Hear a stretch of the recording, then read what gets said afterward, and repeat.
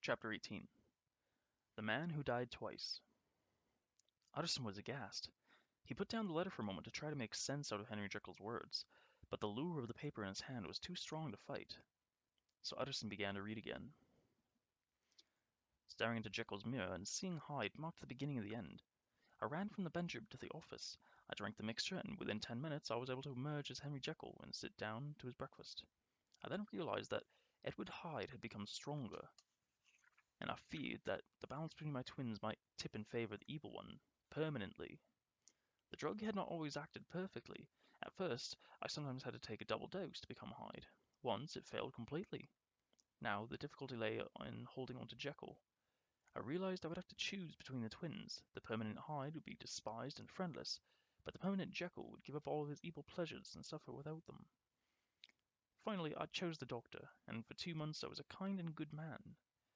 Then it happened.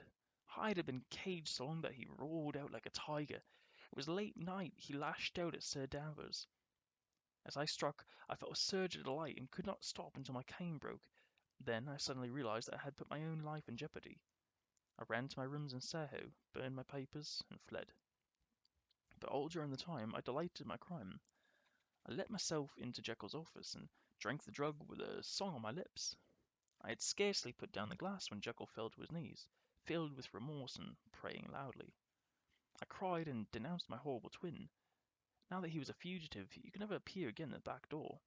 I locked it and broke the key under my heel. I admit that Jekyll longed for Hyde, but I kept him enclosed in me. It was too frightening to think that he was being sought all over London. But this longing finally overpowered me one day as I sunned myself on a bench in the park. A shudder took my body, and for a moment I felt faint. This passed, but I was conscious of a sense of boldness. When I looked down, I saw my clothes loose around me, and the hairy hand of Hyde clutching my hat that was too large for him. My reason wavered, then Hyde, always shrewd and ready to dare, took command where Jekyll might have given up.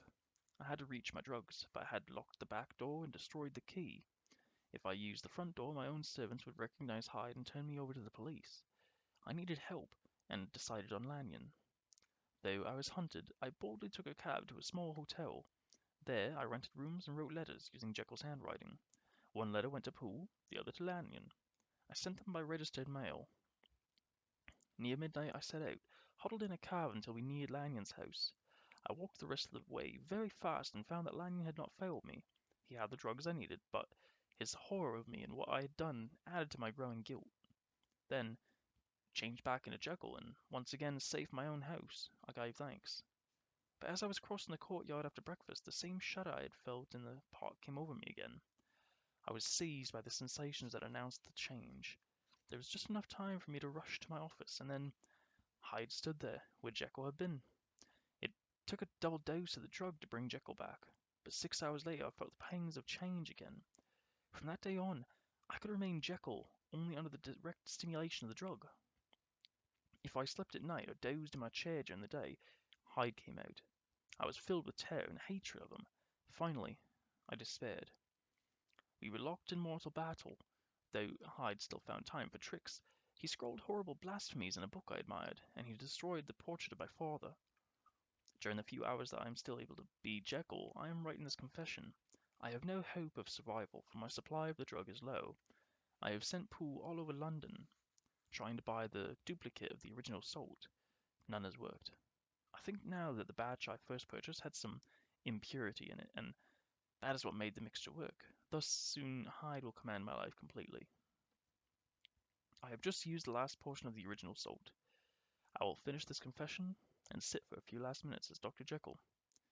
Then I will die, and Mr. Hyde will take over, never to be thrown off again but Dr. Jekyll.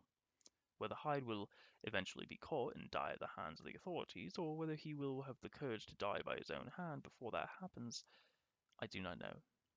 Nor do I care. It concerns a person other than myself. I begin to feel a faint tremor in my body. This is the true hour of the death of Henry Jekyll. Goodbye. Good. That is the end of The Strange Case of Dr. Jekyll and Mr. Hyde by Robert Louis Stevenson. thank you guys so much for listening.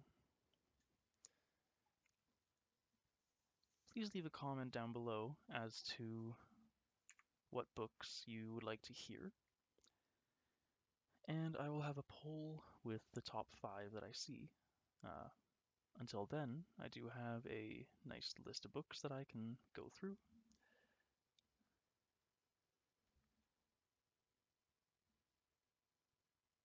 Once again, thank you for listening to The Strange Case of Dr. Jekyll and Mr. Hyde by Robert Louis Stevenson.